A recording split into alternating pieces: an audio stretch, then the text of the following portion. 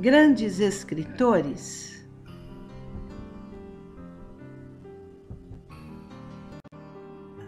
Flor Bela Espanca.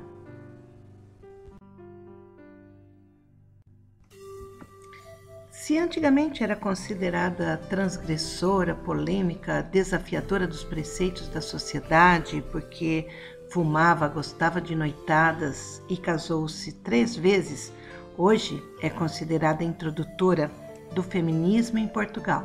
Ela é Flor Bela Dalma da Conceição Espanca, mais conhecida por Flor Bela Espanca. Nasceu em Vila Viçosa em 8 de dezembro de 1894 e suicidou-se em Matosinhos no dia do seu aniversário, em 1930. Teve uma vida irrequieta e sofrida nos curtos 36 anos que viveu. Seu pai, João Espanca, era um antiquário e fotógrafo, introdutor do cinema em Portugal. Casado com Mariana Toscano, uma mulher estéril que o autorizou a se relacionar como empregada da casa, Antônia da Conceição Lobo, para ter filhos, costume comum e hipocritamente escondido no Portugal do século XIX.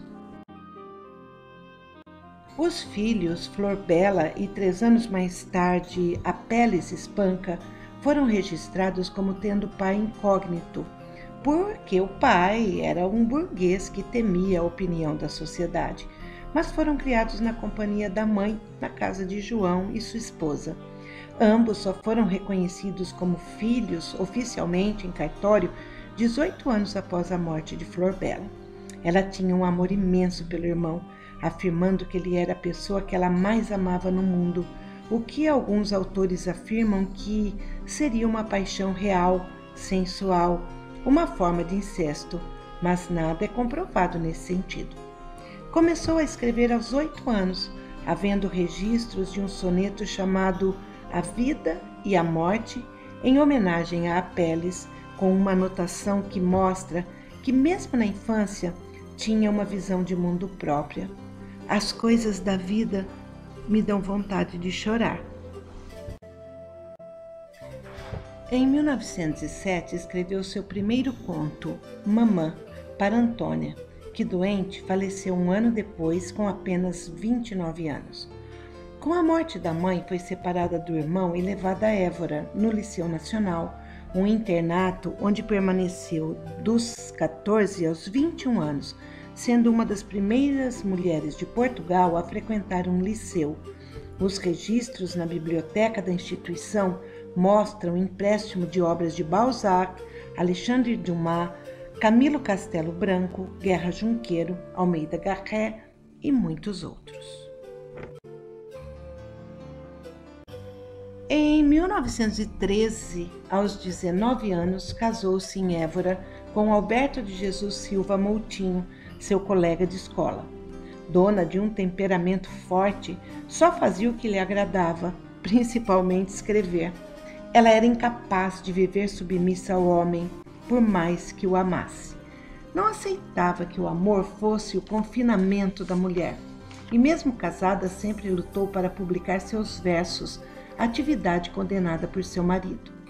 Inicialmente o casal morou em uma vila chamada Redondo, mas com as dificuldades financeiras mudaram-se para uma casa que o pai tinha em Évora.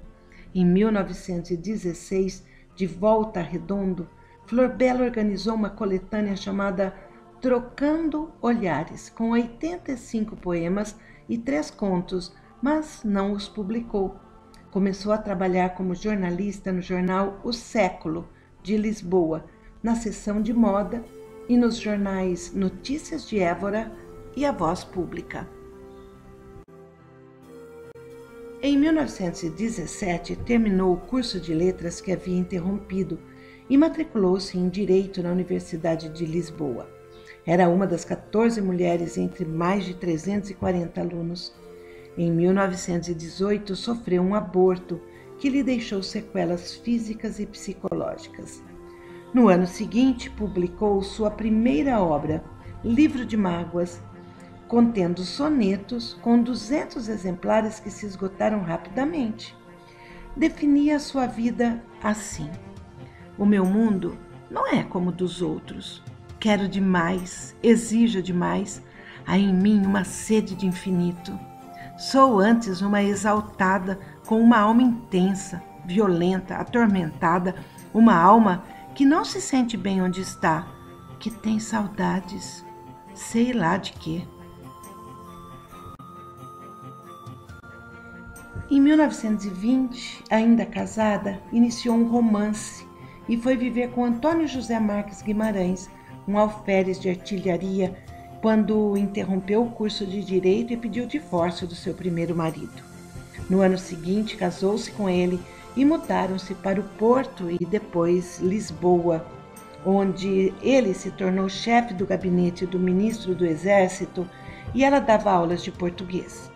Em janeiro de 1923, lançou a sua segunda coletânea de sonetos, Livro de Sórar Saudade, edição paga pelo seu pai. Sofreu novo aborto e o seu segundo casamento também começa a desmoronar. Procurava o amor ideal de modo desesperado. Em 1925, divorciou-se pela segunda vez, casando-se no mesmo ano com o médico Mário Pereira Lage, com quem vinha tendo um relacionamento desde 1924. No ano seguinte, falece a esposa do seu pai, que lhe deixa uma boa herança. Trabalha no jornal Dom Nuno, de Vila Viçosa, e procura editoras para lançar seu terceiro livro de poemas, Charneca em Flor, e seu primeiro livro de contos, Dominó Preto, mas esses só foram publicados póstumamente. Em 1927, seu único irmão, Apelles, aos 30 anos, morre após sofrer um acidente de hidroavião que ele mesmo pilotava. A perda foi tão devastadora para Flor Bela que ela tenta suicídio, sobrevivendo milagrosamente.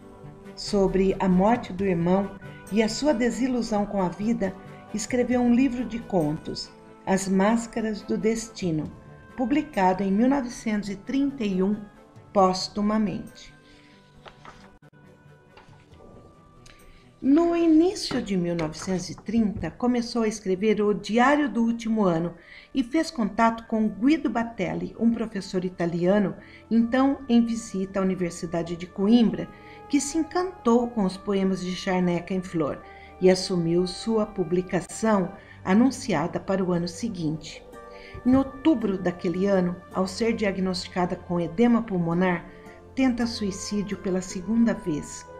E em 8 de dezembro, dia do seu aniversário e às vésperas da publicação da obra-prima, numa terceira tentativa, falece por uso excessivo de medicamentos aos 36 anos.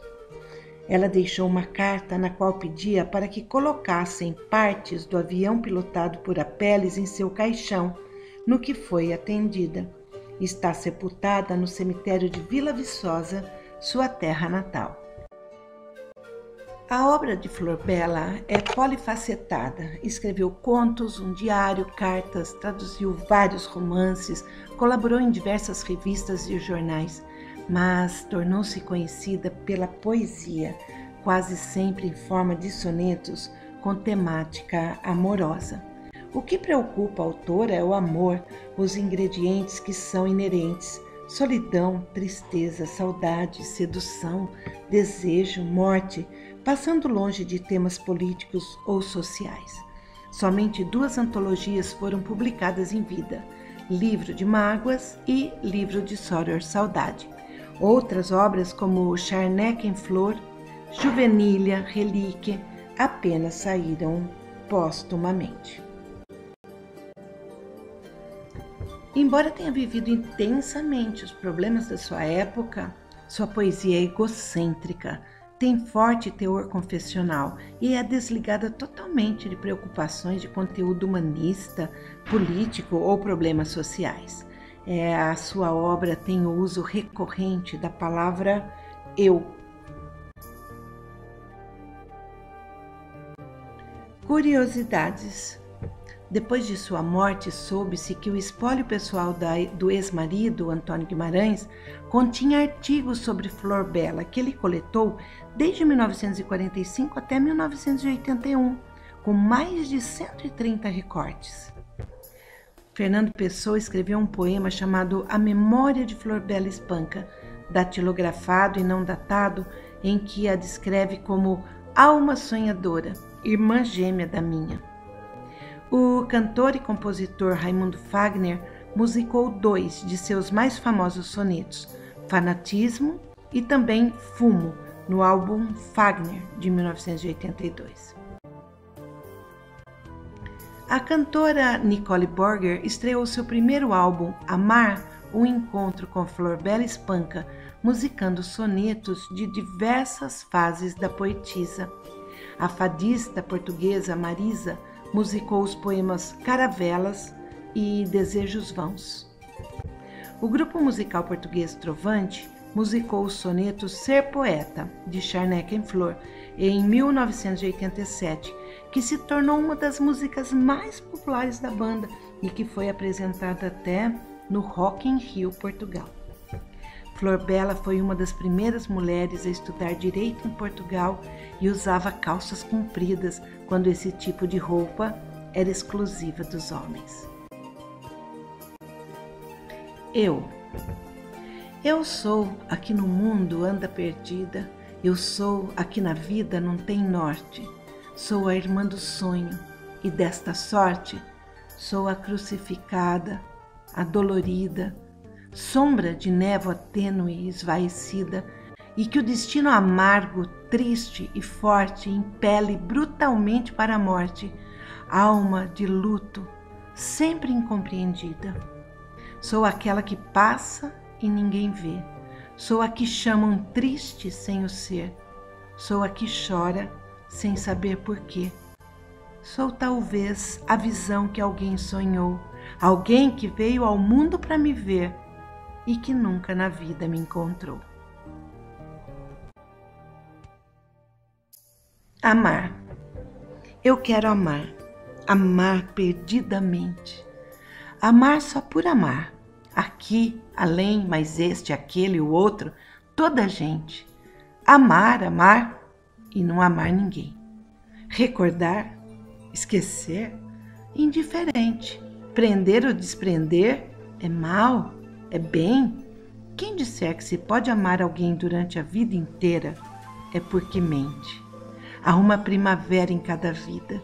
É preciso cantá-la assim florida, pois se Deus nos deu voz, foi para cantar.